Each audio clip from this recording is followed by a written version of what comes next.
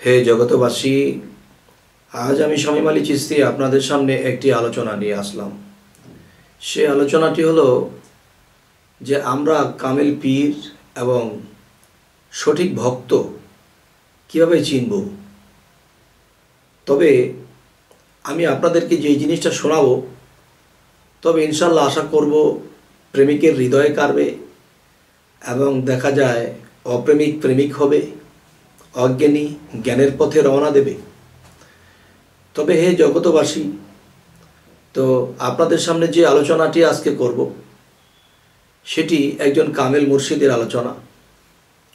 সেটি হলো, দেখা যায় একজন মুর্শিদের কাছে যখন ভক্তরা বায়াত গ্রহণ করে, তখন দেখা যায় যে ধনী আছে, মধ্যবিত্ত আছে এবং গরিব আছে। তবে হে জগতবাসী, আমার কাছে এই আলোচনাটি খুবই এরকম বিষয় যে আমি যখন জেনেছি তখন আমার চোখে পানি রাখতে পারিনি। তবে আশা করব কোনো প্রেমিক ভক্ত, কোনো আশেক ভক্ত বা কোনো হৃদয়ে নরম ব্যক্তি এই আলোচনাটি শুনলে অবশ্যই তার চোখে পানি আসবে। আর আল্লাহ কি বলেছে যে যার হৃদয়ের লোহার মতো শক্ত, তাকে দিয়ে জীবনে কিছুই হয় না। যেমন আমার দাদাগুরু কুদ্দুস শাহ চিটাগাং হাওলাপুরি, তিনি আমার দাদাগুরু। তিনি একটি কথা বলে গিয়েছিলেন যে দেখো, তোমরা যদি জীবনে কিছু একটা হতে চাও আল্লাহর কাছে, তাহলে তোমরা ঠনঠনা মাটির মতো হয়েও না। তোমরা শক্ত মাটি দ্বারা কিছু করতে পারবে না। আর যদি সেই মাটিটাকে পানিতে ভিজানো হয়, নরম করা হয়, খাম্বির করা হয়, তখন টিপে টিপে এটি দিয়ে একটা পুতুল বানানো যায়, এদেরকে মাইক বানানো যায়, একটা কিছু একটা বানানো যায়। কিন্তু দেখা যায় যদি শক্ত ঠনঠনা মাটি থাকে, এটা দিয়ে কিছু আবিষ্কার করা যায় না। তো এই পৃথিবীতে যদি কেউ আউলিয়া হতে চায়, সে যেন নরম হৃদয়ের মানুষ হয়ে যায়, একদম নরম হয়ে যায়, শিশুর মতো হয়ে যায়। হযরত ঈসা আলাইহিস সালাম বলেছেন তোমরা শিশুর মতো হয়ে যাও।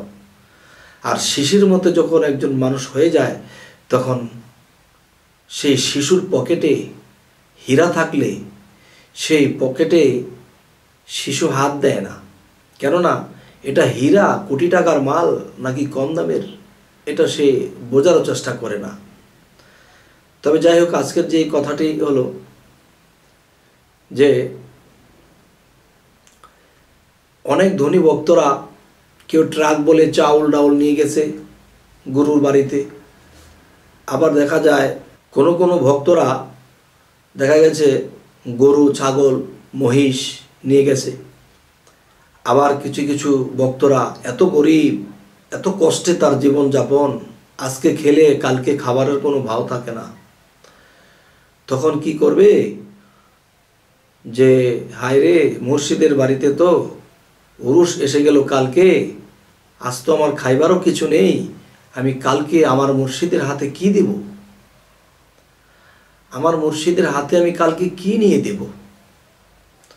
তখন হঠাৎ করে মনে পড়েছে, আর যে আমার ঘরের পাশে আমি যে কিছু আলুর বীজ বুনেছিলাম, দেখি তো। তিনি সেই মাটিগুলো এরকম হেঁচলিয়ে উঠিয়ে তখন সেই মাটি থেকে সেই ছোট ছোট আলুগুলো বুনেছিল, তো মোটামুটি একটু বড় বড় সাইজ হয়েছে, 3-4 কেজি এরকম আলু পেল। তখন সেই আলুগুলো তার ব্যাগের মধ্যে রেখে বলতেছিল যে আমার তো টাকা পয়সা নাই, ঘরের মধ্যে এক ফুটো চাউলও নেই, কি নিয়ে যাব? আলু কটাই নিয়ে যাই। তখন এই আলু নিয়ে চলে গেলেন মুর্শিদের বাড়িতে। তখন কি করলেন?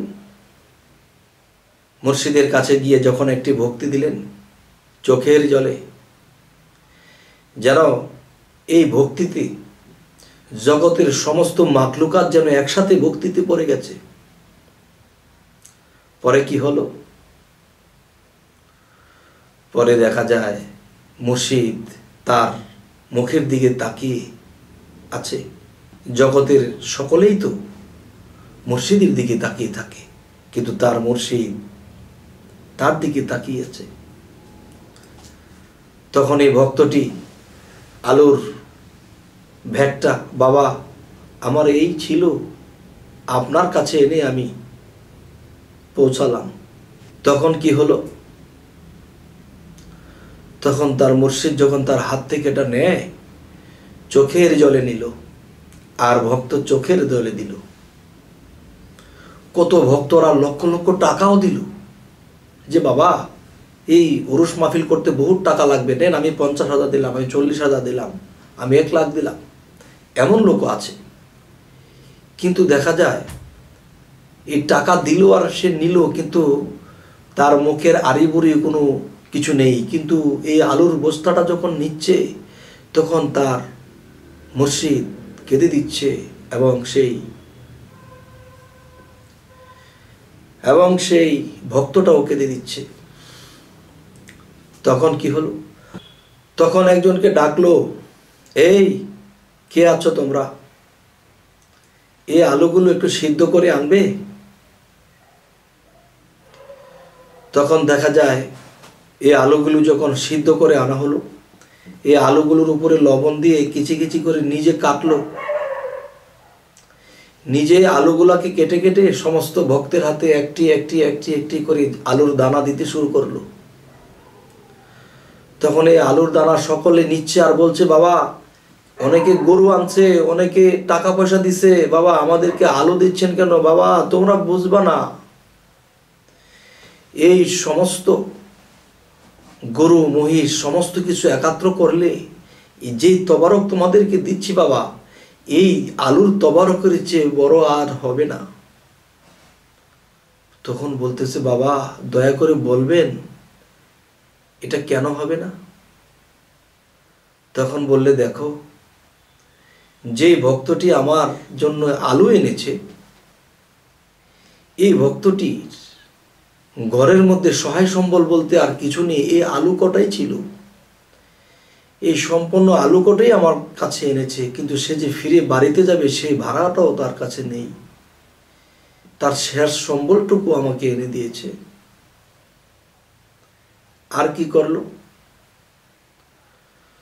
যে দেখো যারা একটা গরু দিয়েছে, এরকম 100 গরু কেনার পয়সা তার আছে, যে আমাকে 50,000 টাকা দিয়েছে উরুস মাহফিলটা করার জন্য, তার এরকম আরো কোটি কোটি টাকা আছে। আর দেখো সে 4 কেজি আলু এনেছে, এটাই তার কাছে শেষ সম্বল, বাড়িতে গিয়ে কি খাবে সেই ব্যবস্থাটাও নাই। তবে আমার শ্রেষ্ঠ ভক্ত তো সেই, যে আমাকে সর্বস্ব দিয়ে দিল। তোমরা কি নবীর হাদিসে শোনোনি, হযরত আবু বকর সমস্ত কিছু নবীর ইসলামের জন্য দিয়ে দিয়েছিল? তোমরা কি বলো আবু বকর কি নেই?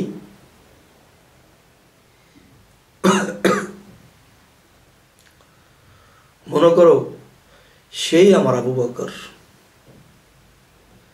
তবে হে জগতবাসী, প্রেমিক যদি হইতে হয় এরকমই হইতে হবে। তবে আরেকটি কথা হলো, আল্লাহ কিন্তু কোরআনে কিছু কিছু জায়গাতে বলেছে, যাদেরকে আমি ভালোবাসি না, যাদেরকে আমার পথের পথিক হিসাবে রাখি না, তাদেরকে আমি সম্পদ দিয়ে ডুবিয়ে রেখেছি, তারা আমার খোঁজ পাবে না। আর যাদেরকে সম্পদ দেইনি, কষ্ট করে চলে,